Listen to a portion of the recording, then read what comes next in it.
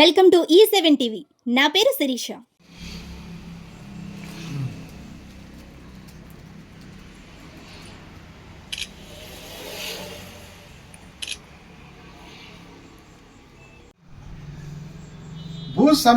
భూసేకరణ రైతుల భూములు ఎప్పుడు ఊరకే రావు తీసుకోవడానికి. ఇచ్చారు, ఫస్ట్ అయిపోయింది. ఆ పరిస్థితి వేరు. 5 లక్షలు 6 లక్షలు పొలం కాబట్టి ఇచ్చారు. ఇప్పుడు భూమి తీసుకోవాలంటే 2013 భూసేకరణ చట్టం ప్రకారం 4 రెట్టింపులు భూసేకరణ చట్టం ప్రకారం డబ్బులు ఇవ్వాలి, ప్లస్ భూ సమీకరణంగా 1250 గజాలు ఇవ్వాలి. ఇలాగే కొనసాగుతూ ఉండి మొండి వైఖరితో ఉంటే ఎక్కడ కూడా ఇరు.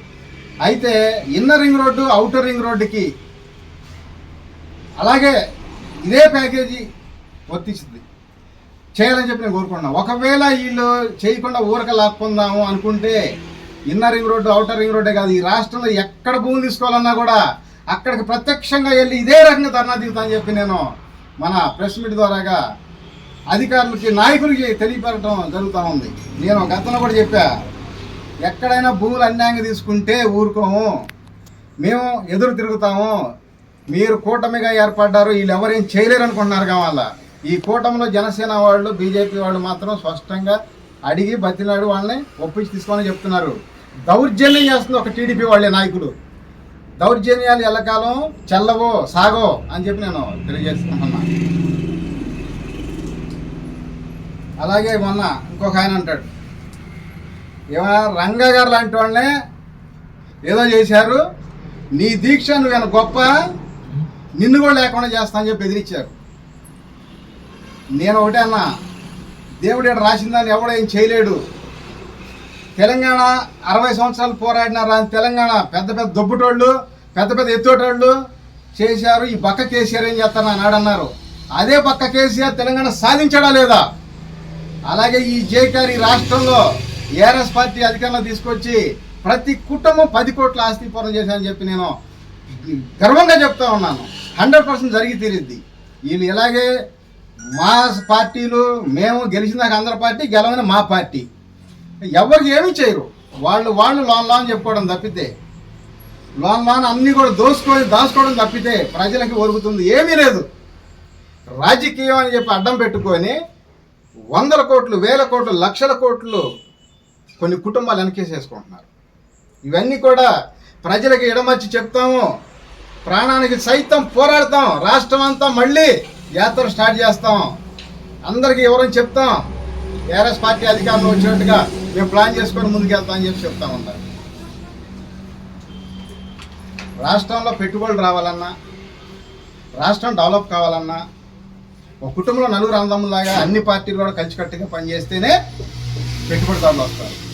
అంతేగాని వాళ్ళ అవసరాలకు ఒక రకంగా, అవసరం తిన్నాక ఒక రకంగా మాట్లాడితే ఈ రాష్ట్రానికి పెట్టుబడులు రావు. అందుకని అందరూ కలిసికట్టుగా ఉండాలని చెప్పి నాయకులు పెట్టుబడిదారులు మాత్రం కలిసికట్టుగా తీసుకొచ్చి అందరూ మేము ఒకటే, మీకు ప్రాబ్లం లేదు, మేము అండగా నిలబడతామని చెప్పి చేయాలి. అలాగే ఎందుకంటే మేము పార్టీలు ఎలక్షన్ అంటే ఎలక్షన్ అప్పుడు పోటీ చేసుకుంటాం, 1-2 నెలలు ఎంతైనా ఏమైనా మాట్లాడుకోండి. పెట్టుబడిదారులు వచ్చేటప్పుడు మాత్రం తప్పనిసరిగా అన్ని పార్టీలు కూడా పెట్టుబడిదారులకి సపోర్ట్ చేయాలని చెప్పి నేను మనస్ఫూర్తి కోరుకుంటా ఉన్నా.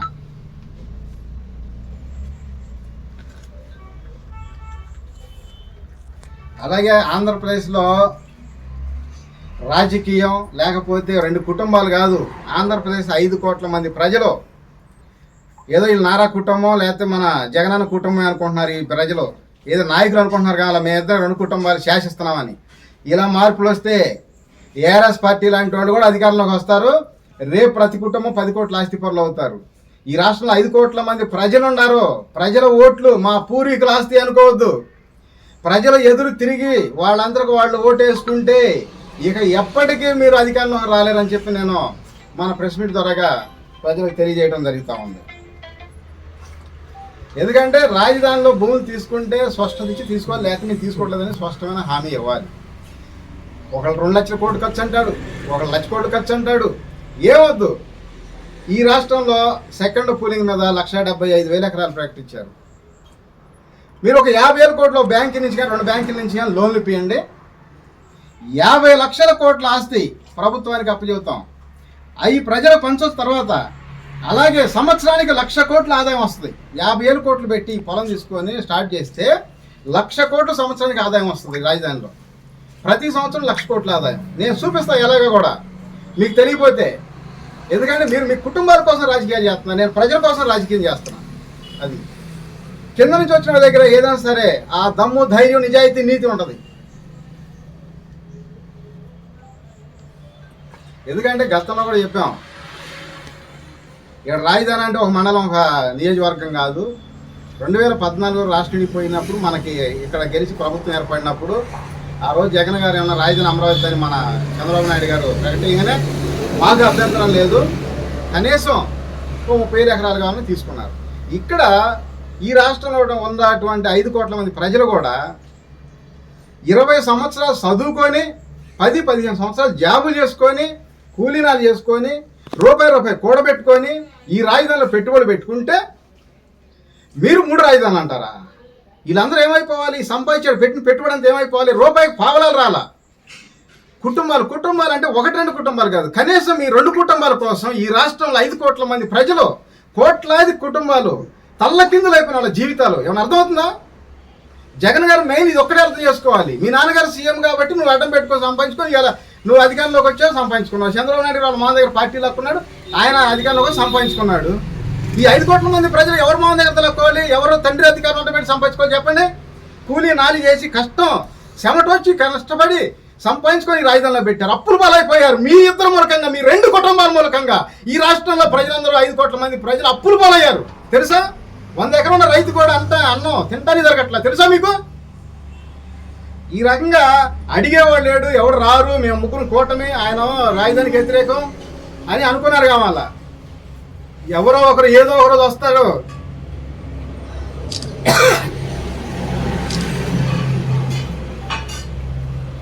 ఏనేది ఇలా వైగిరట్టు ఉందంటే చంద్రబాబు నాయుడు గారు అయ్యే దొన్ననిది అంటాడు, జగన్ గారు కట్టేయండి అంటాడు. అరే దొన్నెట్టనిద్దా మీకు తెలీదా? అంత మూర్ఖంగా ఎవరెత్తున్నారనమాట ఈ నాయకులు ఈ రాష్ట్రంలో. ఏదో ఒకరోజు బీజేపీ డైరెక్ట్గా పోటీ చేసి అధికారంలో వచ్చింది. బీజేపీ వాళ్ళు డైరెక్ట్గా పోటీ చేయాలని నేను కోరుకున్నా. మనస్ఫూర్తిగా అధికారంలోకి వచ్చింది. పోటీ చేయండి బీజేపీ వాళ్ళు. లేదంటే ఈ రాష్ట్రంలో మాలాంటి చిన్న పార్టీ ఏఆర్ఎస్ పార్టీ ఓటేసి గెలిపిస్తారు ప్రజలు. ప్రతి కుటుంబం 10 కోట్ల ఆస్తి పనులు చేస్తానని చెప్పి నేను గ్యారంటీ రాసిస్తాను అనమాట. ఇంకొక ఈ ప్రెస్ మీట్ ద్వారాగానే నేను మన పార్టీ మేనిఫెస్టో కూడా రద్దు చేస్తున్నా. ప్రతి ఓటర్ వాలంటరీ, ప్రతి ఓటర్కి ప్రతి నెల 5,000 రూపాయలు ఇస్తా. మద్యం ఫ్రీ. మళ్ళీ మాట్లాడితే డోర్ డెలివరీ పంపిస్తా. ఈ పార్టీలు వాళ్ళు ఇచ్చే 10 రోజులు 10 కోట్లకు ముందుకు మనం ఆశపడి ఓటేయాల్సిన అవసరం లేదు. వాళ్ళు ఇచ్చే 1,000-2,000 ఓటేయాల్సిన అవసరం లేదు. ప్రతి నెల 5 సంవత్సరాల బారికి నెలకి 5,000 రూపాయలు. ప్రతి ఓటర్ వాలంటరీ. ప్రతి ఇంటికి డోర్ డెలివరీ ముందు వచ్చింది. అవసరం అయితే ఉపయోగించుకొని, లేకపోతే ఎవరికైనా ఇచ్చేసేయండి, అభ్యంతరం లేదు. ఈ విధంగా నేను ప్రెస్ మీట్ ద్వారా ప్రజలందరూ కూడా తెలియజేయాలి, నాయకులందరూ తెలియజేయాలని నేను మనస్ఫూర్తి కోరుకుంటా ఉన్నా. ఇక్కడ రాజధాని పెట్టి 12 సంవత్సరాలు అయింది. ఈ 12 సంవత్సరాలు ఈ ప్రాంతంలో 8,000 కోట్లు రైతులకు కానీ ఇక్కడ ఉన్న వ్యాపారస్తులకు కానీ ఒక్క లోన్ ఇస్తున్నారని చెప్పండి. ఎన్ని ఇబ్బందులు పడతా ఉన్నారు ఎవరికైనా అర్థమవుతుందా?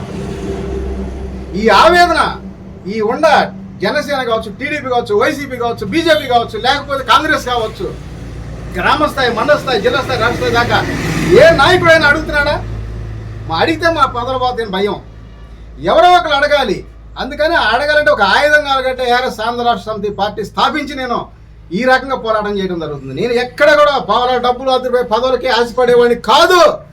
నేను ప్రాణానికి సైతం ఈ రాష్ట్రంలో పోరాడి పార్టీ అధికారులు తీసుకొచ్చి ప్రతి కుటుంబం, ఈ 5 కోట్ల మంది ఆంధ్రప్రదేశ్ ప్రజలు కూడా ప్రతి కుటుంబం 10 కోట్ల ఆస్తి పనులు చేస్తానని చెప్పి నేను గంటాబద్ధంగా చెప్తా ఉన్నాను. ఈ ప్రజల కోసం ఎంత పోరాటానికైనా సిద్ధమే. ఈ రాష్ట్రం మొత్తం కూడా ఇక నుంచి ఎక్కడైనా పొలం తీసుకోవాలంటే 2013 భూసేకరణ చట్టం ప్రకారం 4 రెట్టింపులు గవర్నమెంట్ ఎలక్షన్ మీద ఇవ్వాలి. అలాగే భూ సమీకరణ చట్టం ప్రకారం 1250 గజం ఇవ్వాలి. ఈ రెండింటితో పాటు ఎన్ని ఊళ్ళో అయితే కూలింగ్ తీసుకుంటారో ఆ ఊళ్ళలో ఎంతమంది అయితే కూలీలు ఉన్నారో అంతమందికి నెలకు 10,000 రూపాయలు ఇవ్వాలి అని చెప్పి నేను మనస్ఫూర్తిగా కోరుకుంటాను.